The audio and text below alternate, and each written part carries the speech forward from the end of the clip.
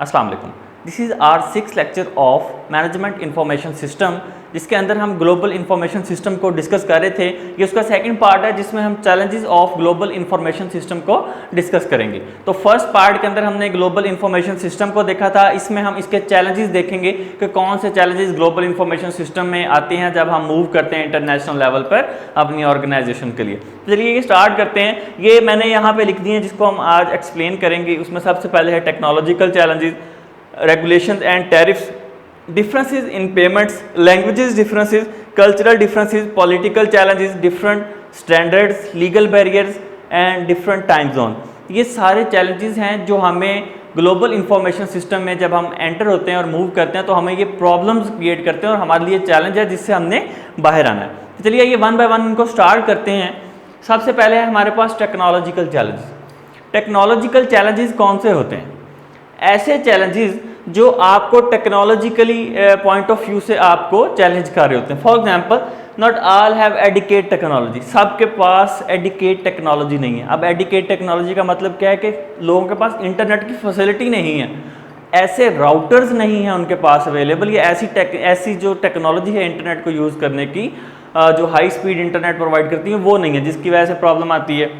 High speed internet required. अच्छा, अब बहुत सारी ऑर्गेनाइजेशन के वेब पेजेस जो हैं वो बड़े ही मॉडर्न और बड़े हैवी किस्म के वेब पेजेस होते हैं और जो आम सोर्सेज या कंप्यूटर्स या वो सिस्टम्स उनको सपोर्ट नहीं करते, इंटरनेट उसको सपोर्ट नहीं करता।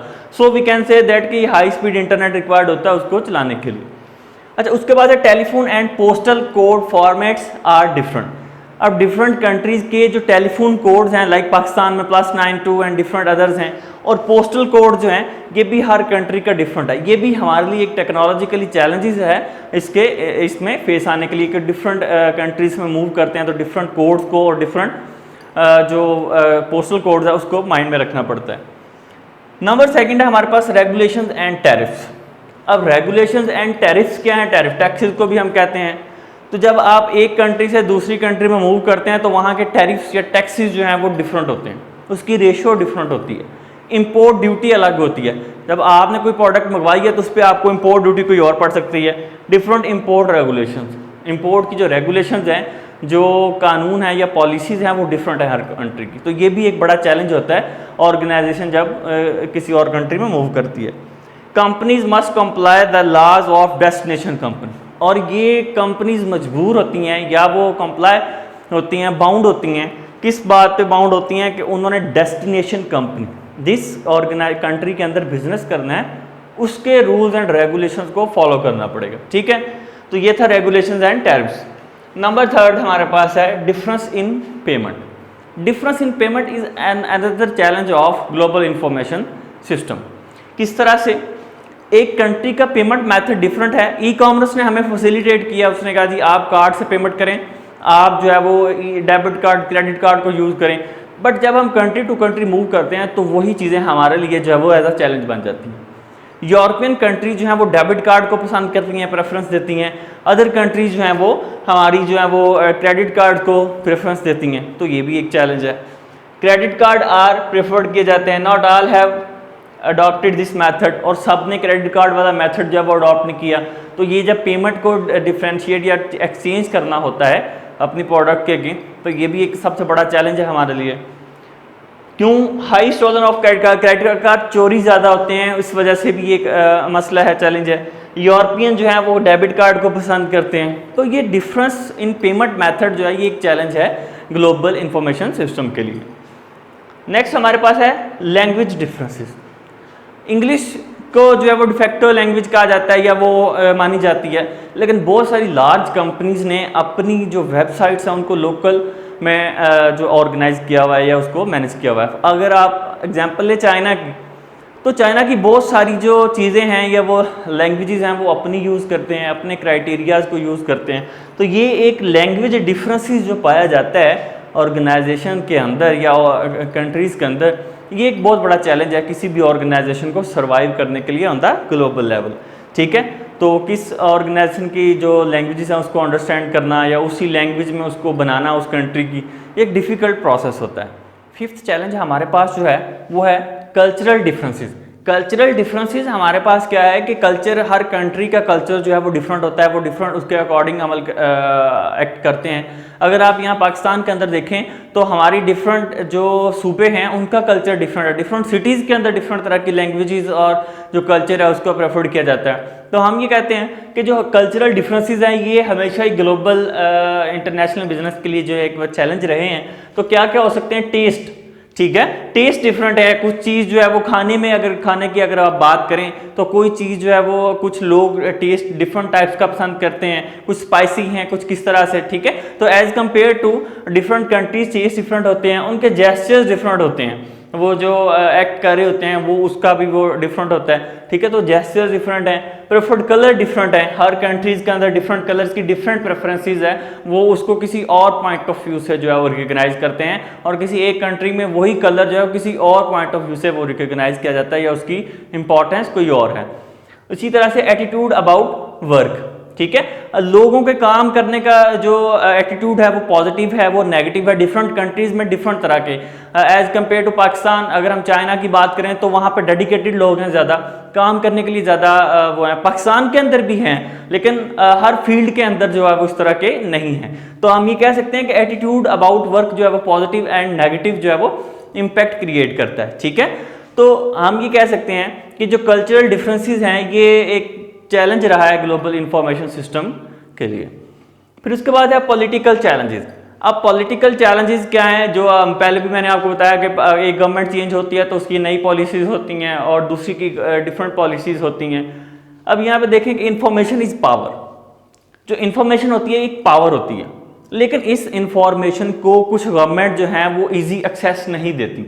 वो कहती हैं कि ये हमारी सॉवरेनिटी के लिए एक बहुत बड़ा थ्रेट है कि अगर हम ईजी एक्सेस ऑफ इंफॉर्मेशन देंगे, ठीक है। तो ये एक चैलेंज बन जाता है, जब आपके पास एक्सेस ऑफ डाटा नहीं होगा तो आप जो है वो ग्लोबल इंफॉर्मेशन सिस्टम के अंदर ग्लोबल लेवल पे आप उसको ठीक से प्रेफरेंस या ग्रोथ की तरफ मूव नहीं कर सकते।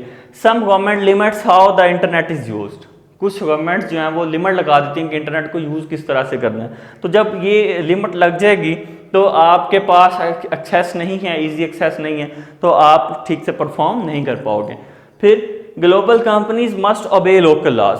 जितनी भी ग्लोबल कंपनीज हैं उनको उस कंट्री की, डेस्टिनेशन कंट्री की मैंने पहले भी बात की थी, उसके अकॉर्डिंग उनको एक्ट करना पड़ता है। वो उसी के अकॉर्डिंग ही रिएक्ट करती हैं और जो है वो उनके लोकल लॉज को फॉलो करती हैं as compare to international laws को फॉलो करें। अच्छा, ये हमारे पास था कल्चर डिफरेंस और पॉलिटिकल डिफरेंस। नंबर 7 है हमारे पास different standards. Different standards use किए जाते हैं हर कंट्री के अंदर। Number 1 is date format.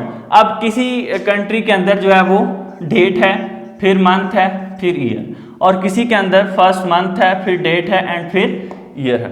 तो ये डिफरेंट कंट्रीज़ का डिफरेंट फॉर्मेट है, ये यूज़ किए जाते हैं। वहाँ का टेम्परेचर डिफरेंट होता है, आपकी कंट्री से वहाँ की कंट्री का टेम्परेचर डिफरेंट है।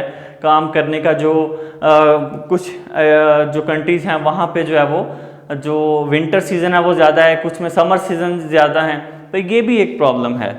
उसके बाद फिर एड्रेस डिफरेंट है। एड्रेस लिखने का जो मेथड है वो डिफरेंट है, ठीक है, उसको बोलने का मेथड डिफरेंट है, उसको परसीव करने का मेथड डिफरेंट है, तो एड्रेस में एक प्रॉब्लम आ जाती है। फिर ये है यूरोपियन आर्टिकल नंबर, फिर यूपीसी यूनिवर्सल प्रोडक्ट कोड। ये भी एक कोड होते हैं प्रोडक्ट के जो वहाँ पे मेंशन किए जाते हैं, और इससे भी जो है वो आइडिया लिया जाता है या इससे भी प्रोडक्ट को देखा जाता है। ये भी डिफरेंट होते हैं कंट्रीज़ के, वो डिफरेंट तरीके से यूज़ करते हैं उसको, ठीक है। और इसको हम इन डिटेल डिस्कस नहीं कर रहे हैं इन दोनों को, बस जस्ट ये देख लें कि यूनिवर्सल प्रोडक्ट कोड होते हैं जो कि हर कंट्री उसको डिफरेंट तरीके से परसीव करती है या वो नोट करती है। फिर डिफरेंट टाइम जोन है। अब पाकिस्तान में टाइम जोन डिफरेंट है, इंडिया में, उसके बाद फिर अगर आप सऊदी अरेबिया की बात करें, यूनाइटेड स्टेट्स की बात करें, तो वहाँ पे टाइम जोन डिफरेंट है, कहीं रात है तो कहीं दिन है। तो ये भी एक इम्पैक्ट है, चैलेंज है काम करने के लिए। Legal barriers. अब बहुत सारे लोग इसकी मैं अगर बात करूँ डिफरेंट टाइम जोन्स की, बहुत सारे लोग काम करते होंगे या आप रिसर्च अपनी करते हैं, तो कुछ कंट्रीज़ में वो दिन होता है और आपके वो रात से, तो आपको उस टाइम काम करना पड़ता है। तो वो जो गैप है या वो उसको एक ही टाइम पे सबका ऑनलाइन आना या सबको डाटा प्रोवाइड करने, ये भी एक डिफरेंट चैलेंज बन जाता है। Legal barriers. अब लीगल बैरियर्स कौन से हैं कि आपको उस कंट्री के लॉज को फॉलो करना पड़ता है। वो लॉज कौन से हैं? वो इंटरनेशनल ट्रांसफ़र ऑफ डाटा, आप डाटा को ट्रांसफ़र करना है तो उसके लिए वहाँ के लॉज को फॉलो करना पड़ेगा आपको, ठीक है। लीगल बैरियर्स होंगे, वहाँ पे फ्री स्पीच नहीं है, आप अपनी मर्जी से काम नहीं कर सकते, बोल नहीं सकते, स्पोक नहीं कर सकते, लिमिट के अंदर रह के आप काम कर सकते हैं। हमारे यहाँ तो मीडिया भी आज़ाद है और हर पर्सन जो है वो आज़ाद है, वो कुछ भी कह सकता है, तो वहाँ पे ऐसा नहीं है। ट्रांसफ़र ऑफ डाटा भी एक बहुत बड़ा चैलेंज है, आप डाटा को ट्रांसफ़र करने में लिमिट होती है, गवर्नमेंट उसको लिमिटाइज कर देती है, एक्सेस नहीं देती पूरी। जब एक्सेस नहीं होगी डाटा तक तो आप ठीक से काम परफॉर्म नहीं कर पाओगे। उसके बाद है location of legal proceedings when dispute arise. जब डिस्प्यूट अराइज होता है किसी भी चीज़ में तो जो लोकेशन है उसको हैंडल करने के लिए कि इस डिस्प्यूट को कहाँ पे हैंडल किया जाएगा, उस डिस्प्यूट को किस हाई कोर्ट या किस अदालत या किस जगह पे उसको हैंडल किया जाएगा, तो वो भी डिफरेंट है। तो ये भी एक चैलेंज बन जाता है ऑर्गेनाइजेशन के लिए, एक लीगल बैरियर है, ठीक है, काम करने में। फिर प्राइवेसी लॉज है, इंडिविजुअल प्राइवेसी बड़ी इंपॉर्टेंट है, एम्प्लॉयज़ की प्राइवेसी बड़ी इंपॉर्टेंट है। जो इंडिविजुअल प्राइवेसी है इसमें जो है वो जो एक एम्प्लॉय है या एक पर्सन है, स्पेसिफाइड पर्सन, उसकी जो इंफॉर्मेशन है विदाउट एनी स्पेसिफिक रीज़न जो है वो नहीं दी जाती, ठीक है।